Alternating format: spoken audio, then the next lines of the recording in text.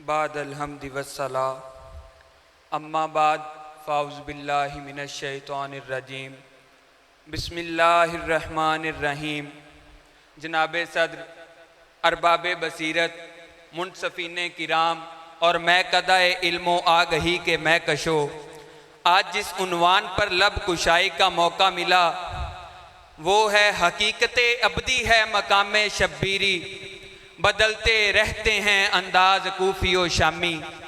जनाब सदर, तारीख़ इंसानी शाहिद है कि ज़मीन के हर खित्ते, कबीले, कौमों, मजहब के मानने वालों में बाज़मीर, गैरतमंद और पाक बाज लोगों की एक तादाद हर अहद में मौजूद रही, जिन्होंने आला इंसानी उसूलों की सरबुलंदी के लिए बेहद कुर्बानियाँ देने से एहतराज ना किया और ना ही कोई तागूती ताकत उन्हें हक़्क़ो सदाकत के अबदी पैगाम को पहुँचाने में पीछे रहने पर मजबूर कर सकी।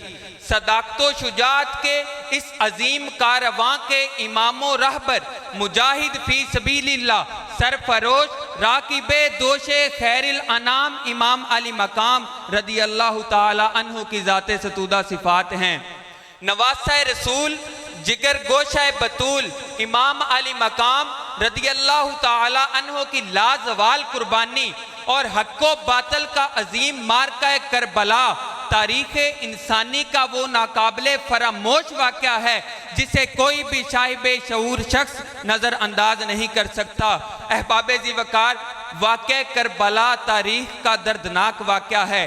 ये इक़्तिदार की जंग नहीं थी, ये अक़दार की जंग थी। ये दो शख्सियतों की लड़ाई नहीं थी, ये दो नज़रियात का आपस में टकराव था। मार्का करबला हक़ व बातल का मार्का था। यजीद जुल्म का इस्तियारा है और हुसैन इब्ने अली अमन की अलामत है। यजीद जबर का पुतला है और हुसैन इब्ने अली सब्र का पैकर है। यजीद अपनी बदतीनक फितरत और तबे ना हमवार के बाइस दुनिया भर में जिल्लत और रसवाई, जोर और जुल्म, ज़्यादती की अलामत बन के उभरा और हुसैन इब्ने अली दुनिया भर में हक़ व सदाकत की अलामत बन के उभरा। जनाब सदर, मैदाने करबला के तपते हुए रेगजार में यजीदियत और हुसैनियत ये दो किरदार हैं। इकबाल ने कहा था, मूसा व फिरऔनो शब्बीरो यजीद, ईं दो कुव्वत अज हयात आयद पदीद, जिंदा हक अज कुव्वत शब्बीरियत, बातिल आखिर दागे हसरत मीरियत, ता कयामत कते इस्तिबदाद करद, मौजे खूने ऊ चमन इजाद करद।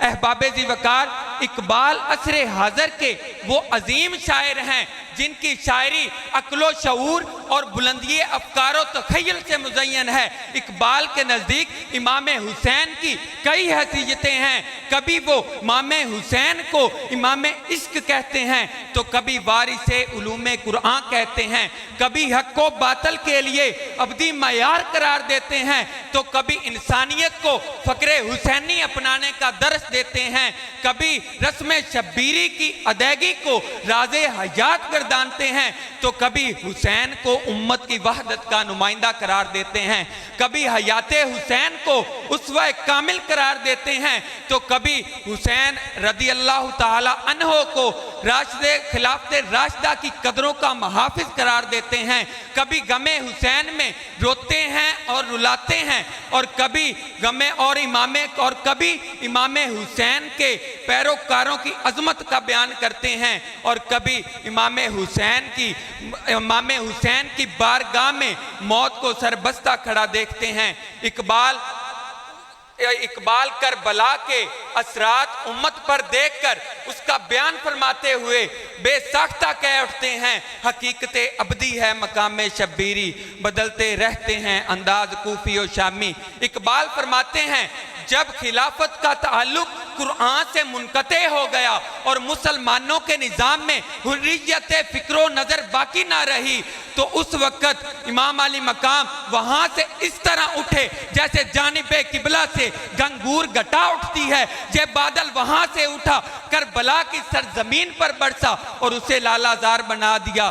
चूँ खिलाफत रुश्ता अज कुरान गसीक, हुर्रियत राज हर अंदर काम रीक, बर ज़मीने करबला बारेदो रफ, बर ज़मीने करबला बारे दो रफ लाला दर वीराना हाकारे दो रफ। इकबाल अपनी कौम को इस बात से आगाह करना चाहते हैं, ये जो कूफी और शामी शानो शौकत है ये बदल जाने वाली है, ये फ़ानी है, इसको फना लाजम है, और जो तरीके शब्बीरी है वो बाकी है, ता क़यामत बाकी रहने वाली है। इकबाल फरमाते हैं, ए कौम वही फिर है तबाही का ज़माना, ए कौम वही फिर है तबाही का ज़माना, इस्लाम है फिर तीरे हवादिस का निशाना।